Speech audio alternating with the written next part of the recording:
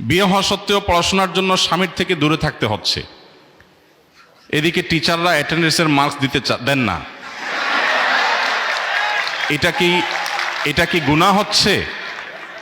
আমার জন্য কোনটা বেশি জরুরি, পড়াশোনা কি সংসার?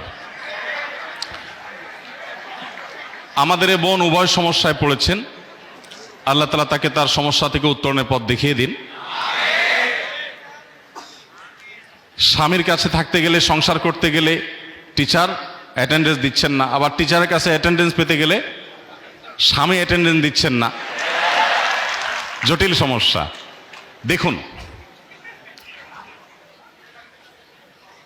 ইসলামী শরিয়ার যে আদেশ নিষেধগুলো, এগুলো আমাদের অনেক সময় ভালো লাগে না, আমাদের অনেক সময় মনে ধরে না, কিন্তু বাস্তবতা হলো ইসলামী শরিয়া এসেছেই মানুষের কল্যাণে। আল্লাহ বলেছেন শারা আলাকুম মিনাদ-দীনি মা ওয়াসা বিহি নূহান ইলা আখিরিল আয়া।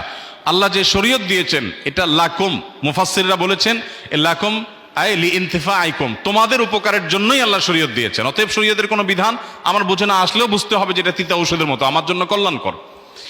এবার আসা যাক উত্তরে। সেটা হলো, যদি কোনো নারী বিবাহের পর তিনি যদি নিয়মিত পড়াশোনাতে মনোযোগী হন, নিয়মিত পড়াশোনা করেন, কন্টিনিউ থাকেন, এদিকে অ্যাটেন্ডেন্স ঠিক রাখতে গিয়ে যদি ওই দিককার অ্যাটেন্ডেন্স তিনি মিস করেন, এবং তার স্বামীর চরিত্রের সংরক্ষণ যদি চ্যালেঞ্জিং ব্যাপার হয়ে যায়, তাহলে সেক্ষেত্রে সেই নারীর জন্য ইসলামের শরিয়াত দৃষ্টিকোণ থেকে তার সংসারকে প্রায়োরিটি দেওয়া বেশি গুরুত্বপূর্ণ।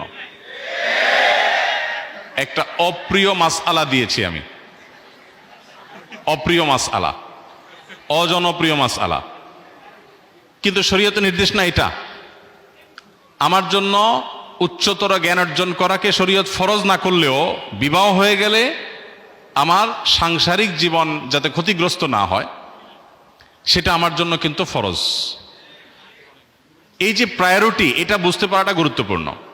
কিন্তু এর মানে কিন্তু এটা না যে আমি বলছি যে একজন নারী তিনি ইসলামী জ্ঞান অর্জন করবে না বা জাগতিক জ্ঞান অর্জন করবে না, আমি সেটা বলছি না। আমি বলছি আপনি যখন দুই নৌকা পা দিয়ে দিয়েছেন, আপনাকে যে কোনো একটা নির্বাচন যদি করতে হয়, তাহলে অবশ্যই আপনি সংসারের নৌকা ছেড়ে অন্য নৌকা আপনি উঠতে পারেন না। এরপরে প্রশ্ন হলো, আমি সদ্য বিবাহিত, আমি আলহামদুলিল্লাহ রাগী বা জেদি নই, সবসময় সবর করার চেষ্টা করি, কিন্তু আমার স্বামী জেদি ও রাগী হওয়ার কারণে আমাদের মধ্যে সমস্যা লেগেই থাকে, কথা বন্ধ হয়ে যায়, আবার তার কিছু ব্যবহারে কষ্ট পেলেও সবর করা কষ্ট হয়ে যায়। এক্ষেত্রে করণীয় কি? দেখুন, আমাদের দাম্পত্য জীবনে সুখের মূল চাবিকাঠি হলো সবর এবং শুকর। দাম্পত্য জীবনে সুখের মূল চাবিকাঠি কি? সবর এবং ধৈর্য এবং কৃতজ্ঞতা। এই দুটি গুণ যদি না থাকে দুজনের কোনো একজনের মধ্যে, তাহলে দাম্পত্য জীবনে সুখ শান্তি পাওয়া অলমোস্ট অসম্ভবের মতো, কঠিন একটি বিষয়। নবী করিম সাল্লাল্লাহু আলাইহি সাল্লামের দাম্পত্য জীবনে এমন অনেক ঘটনা ঘটেছে যে ঘটনাগুলোর কারণে মন খারাপ হওয়ার কথা ছিল। মন খারাপ হয়তো হয়েছেও কোনো কোনো ক্ষেত্রে, কিন্তু সেটা খুবই সাময়িক ছিল। দাম্পত্য জীবনে স্বামী স্ত্রী একসাথে চলতে গেলে নিজেদের মধ্যে বোঝাপড়ার গরমিল হওয়া, একটু মন খারাপ হওয়া, এগুলো খুবই স্বাভাবিক একটি বিষয়। দুজন মানুষ বিভিন্ন বিষয়ে ভিন্ন মত তৈরি হবে, ভিন্ন দৃষ্টিকোণ থাকবে।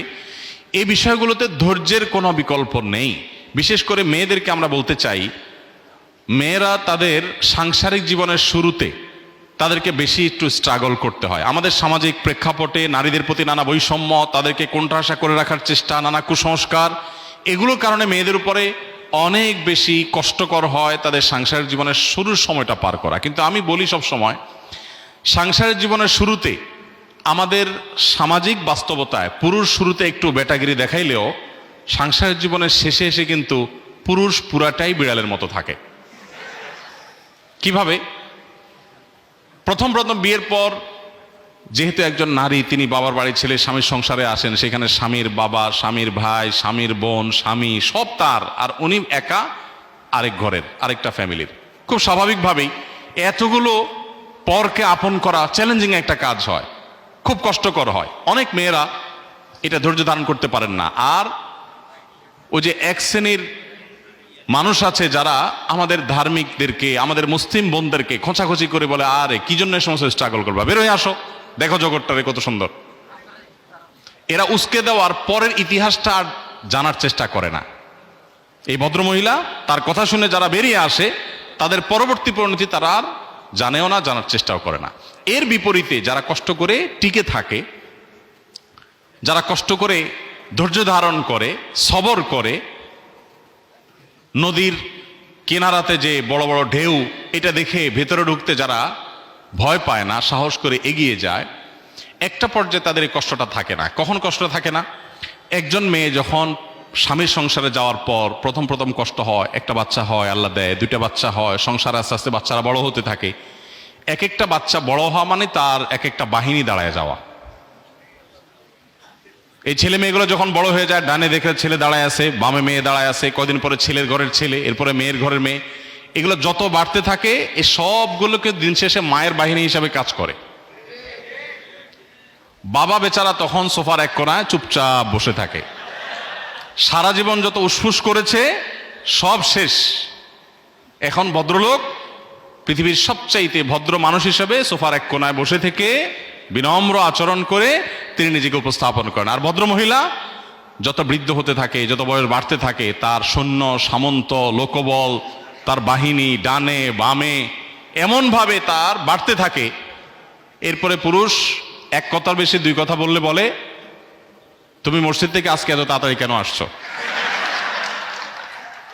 মুয়াজ্জিন সাহেব বের করে দিছে। বেশি কথা চলে না, এটা কিন্তু বাস্তবতা। এই জন্য বোনদেরকে বলতে চাই, সাংসারিক জীবনে শুরুতে শুধু বোনদের কেন, ভাইদের জন্য একই কথা প্রযোজ্য। সাংসারিক জীবনে দুজন দুজনের সাথে প্রথমে অনেক ঝামেলা তৈরি হয়, সবর করে টিকতে হয়। একটা সময় আল্লাহ তাআলা সুদিন দেন। আর যারা অধৈর্য হয়ে যান তাদের সে সৌভাগ্যটা হয় না।